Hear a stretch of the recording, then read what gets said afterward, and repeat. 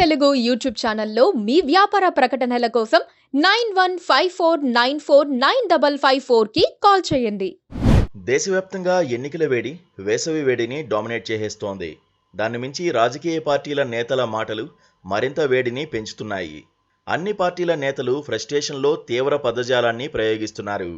ఎవరినైనా ఎంత మాటైనా అనేస్తున్నారు. నలుగురు నవ్విపోతారన్న జంకు కూడా లేకుండా తెగించేస్తున్నారు. విమర్శనాస్త్రాలతో పేటరేగిపోతున్నారు. ప్రధాని స్థాయి నాయకుడు సైతం తగ్గేదేలే అన్నట్లు మాటలు దూస్తుంటే రాజకీయ పరిశీలకులే నివ్వెరపోవాల్సి వస్తోంది.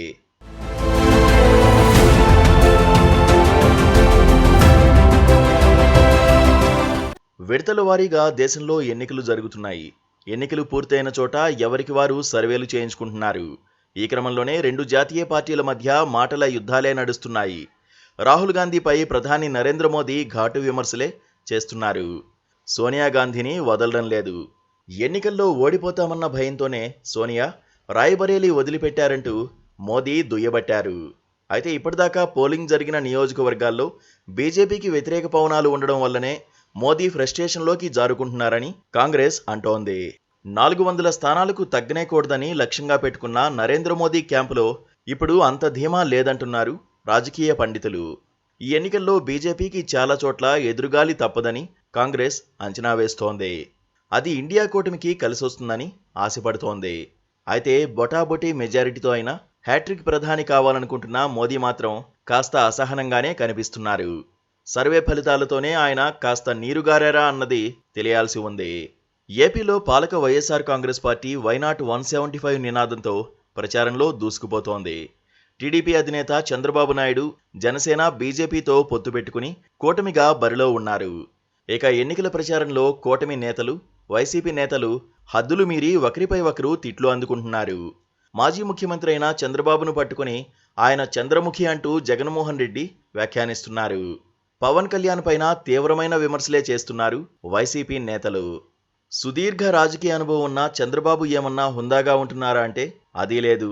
ముఖ్యమంత్రి అయిన జగన్మోహన్ రెడ్డిని పట్టుకుని సైకో, బచ్చా, దుర్మార్గుడు, పనికిరానివాడు అంటూ చంద్రబాబు నోటికొచ్చిన తిట్లు తిడుతున్నారు. తాను కళ్ళెర చేస్తే జగన్ మాడి మసైపోతాడని అంటున్నారు. జగన్పై రాళ్లు వేయండి, చేతికేది దొరికితే దాంతో కొట్టండని పిలుపునిస్తున్నారు.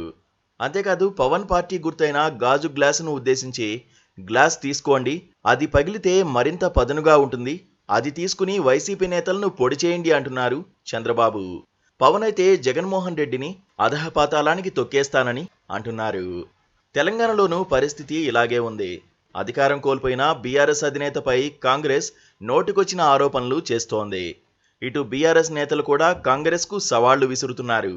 ముఖ్యమంత్రి హోదాలో ఉన్న రేవంత్ రెడ్డి కూడా హుందాగా ఉండలేకపోతున్నారని రాజకీయ పండితులు అంటున్నారు.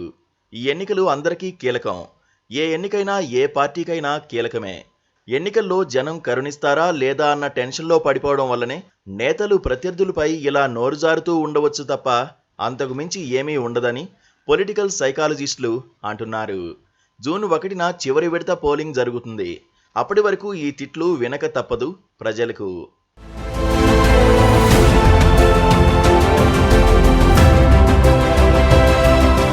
Please